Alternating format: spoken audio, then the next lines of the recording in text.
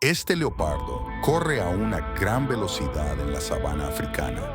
Se acerca rápidamente a una manada de búfalos, pero su objetivo es una cría más pequeña que se encuentra junto a los demás búfalos.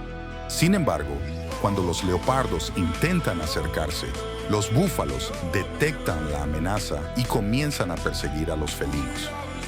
En un frenesí de movimiento, los búfalos logran evitar ser cazados y protegen a la cría, mostrando su instinto de protección y la habilidad de trabajar en grupo para defenderse de los depredadores.